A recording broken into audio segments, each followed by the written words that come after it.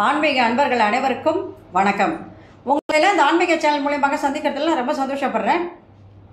இன்னைக்கு அட்சய பாத்திர பிரார்த்தனை அப்படின்றத பற்றி ஒரு சின்ன பதிவு கொடுக்க போகிறேன். வாங்க இப்போ நம்ம வீடியோக்குள்ளே வரலாம். அட்சய பாத்திர பிரார்த்தனை அப்படின்னா இதுவும் புரட்டாசி மாதம் போடுகின்ற ஒரு தலிகை வகையை சார்ந்தது தான். ஆனால் இதுக்கு ஏன் அவ்வளோ முக்கியத்துவம் இருக்குது அப்படின்னு கேட்டிங்கன்னா, புரட்டாசி மாதம் வருகின்ற இந்த அட்சய பாத்திர பிரார்த்தனை செய்கின்றவர்கள் யாராக இருந்தாலும் அந்த குடும்பத்தில் இருக்கிறவங்க எல்லாரும் அன்னைக்கு காத்தால குளிச்சுட்டு எல்லாரும் மஞ்சள் உடை தான் உடுத்திருப்பாங்க.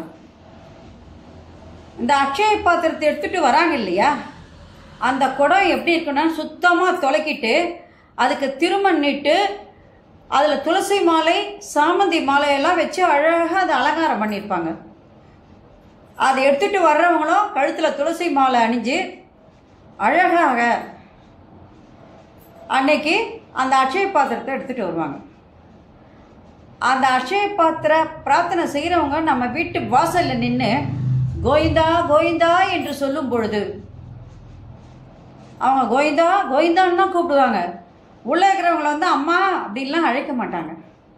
கோவிந்தா கோவிந்தா கோவிந்தா அப்படின்னு சொல்லுவாங்க. சொல்லும் போதே என்ன ஆகும்னா, உள்ளே இருக்கிற மகாலட்சுமி வெளியில் யார் வந்திருக்காங்கலாம் பார்க்க மாட்டாங்க. வெளியில் இருக்கிறது சாட்சாத் கோவிந்தன் தான் வந்திருக்கார் அப்படின்றது தெரிஞ்சு இந்த அம்மா என்ன பண்ணணும்னா, அங்கே இருக்கிற அரிசியை எடுத்துகிட்டு வந்து கொண்டு வந்து அந்த அட்சய பாத்திரத்தில் போடும். ஒவ்வொரு வீட்டு வாசலையும் நிற்கும் போதும் அவங்கவுங்க அந்த பிரார்த்தனை கொடுக்குற பிரார்த்தனைக்கு அதை வர்றவங்க என்ன வேண்டிகிறாங்க அதை கொண்டு வந்து அவங்க செலுத்திடுவாங்க. இவ்வாறு செலுத்தப்படுகின்ற அந்த அரிசியெல்லாம் ஒன்றா கொண்டு வந்து வீட்டில் வைப்பாங்க.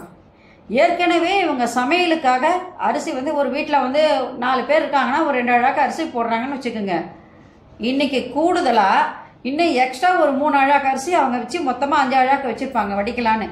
கூட இவங்க வந்து அட்சய பாத்திரத்துலேருந்து கொண்டு வராங்க இல்லையா அரிசி, அந்த அரிசியும் ஒன்றா சேர்த்து மொத்தமாக ஒன்றாக ஒரு பெரிய பாத்திரத்தில் படையிலிடுவாங்க. நல்லா அந்த சமையல்லாம் நல்லா பண்ணி வச்சதுக்கப்புறம் ஒரு தலைவாழை இலை போட்டு அந்த பூஜை அலமாரி எல்லாம் அழகாக அலங்காரம் பண்ண அந்த பூஜை அலமாரிக்கு பக்கத்தில் என்ன பண்ணுவாங்க, கீழே அந்த தலைவாழை இலையை போட்டு இந்த அட்சய பாத்திர பிரார்த்தனை அரிசியும் இவங்க சமைச்ச அரிசியெல்லாம் ஒன்றா சேர்த்து அந்த சோத்தை என்ன பண்ணுவாங்க, அந்த சாதத்தை அந்த இலையில் கொட்டுவாங்க. கொட்டுறதுக்கு அப்புறம் அதில் பெருமாளினுடைய முகத்தை கொண்டு வருவார்கள். அதை பார்க்கும்போது நம்ம படத்துலேயோ இல்லை விக்கிரகத்திலையோ பார்க்க வேண்டாம். இந்த அன்னத்தில் அதை பார்க்கும்போதே திருமாலுடைய கடாட்சியம் நமக்கு கண்டிப்பாக அங்கே கிடைக்கும். ஏன்னா அவ்வளவு ஒளி வாய்ந்ததாக தானாகவே அமைஞ்சிரும். எல்லாரும் கொடுத்த எல்லாரும் அன்போடு செலுத்துனது இல்லையாது. அதனால அதை வந்து இவங்க வந்து அன்புடன் சமைச்சு அன்போடு அது பரிமாறும்பொழுது அந்த இறைவனை நம்ம அங்கே பார்க்க முடியும். அதுக்கப்புறம் அவங்க படைக்கின்ற அந்த பொரியல், அவியல், கூட்டு, இனிப்பு வகைகள், கார வகைகள், பழங்கள் எல்லாத்தையும் அதில் படையிலிடுவாங்க. படையிலிட்டு பஜனை பிரார்த்தனை எல்லாம் பண்ணி முடிச்சதுக்கப்புறம் அதை அன்னதானமாக 5 பேருக்கோ 10 பேருக்கோ 15 பேருக்கோ 25 பேருக்கோ எவ்வளோ பேருக்கு வருதோ அவ்வளோ பேருக்கும் கொடுத்துட்டு இவங்களும் குடும்பத்தில் உள்ள எல்லாரும் அந்த அன்னத்தை சாப்பிடுவாங்க. இதுதான் அட்சய பாத்திர பிரார்த்தனை. இதுலேயே இன்னொருத்தர் சில பேர் என்ன பண்ணுவாங்கன்னா, அந்த இலையில வந்து அவங்க வந்து 5 வகை சாதம் செய்வாங்க. அந்த 5 வகை சாதம் செஞ்சு அதை படைக்கிறவங்களும் இருக்காங்க. அதுக்கு சித்ரா அன்னம்னு பேர். அதில் வந்து சாம்பார் சாதம், தயிர் சாதம், புளி சாதம், எலுமிச்சை சாதம், தேங்காய் சாதம் அப்படின்னு பண்ணி 5 வகை சாதம் பண்ணி அதுக்கு வடை, பாயசம், கூட்டு, பொரியல், அவியல் எல்லாம் பண்ணி அதில் வச்சு அதில் படையலிட்டு அதுக்கப்புறமா அதை வந்து என்ன பண்ணுவாங்க, மற்றவங்களுக்கு எல்லாருக்கும் அன்னதானமாக கொடுப்பாங்க. இந்த மாதிரி கொடுக்கறதுனால இறைவனுடைய கடாட்சம் அனைவருக்கும் அங்கே கிட்டுகிறது. அதை சாப்பிட்டவங்களுக்கு வயிறு மட்டும் நிறையல, நெஞ்சினுடைய இறைவன் அங்கே நிறைந்து விடுகின்றார், பெருமாள் அங்கே நிறைந்து விடுகின்றார். அப்ப அந்த அட்சய பாத்திர பிரார்த்தனைக்கு எவ்வளவு மகிமை உள்ளது என்பதை எல்லாருமே உணர முடியும். அந்த அன்னம் யார் யாருக்கு கிடைக்குதோ அவங்கெல்லாம் புண்ணியம் பண்ணவங்கன்னு சொல்லணும். அன்றைய தினம் இறைவனுக்கு படைத்த படையலானது நமக்கு ஒரு பிடி கிடைச்சா கூட போதும். அது என்னது, புண்ணியத்தில் சேரும். அந்த புண்ணியம் நமக்கு கிடைக்கணும்னா அது புரட்டாசி மாதத்தில் நம்ம அதுக்காக காத்திருக்கணும்.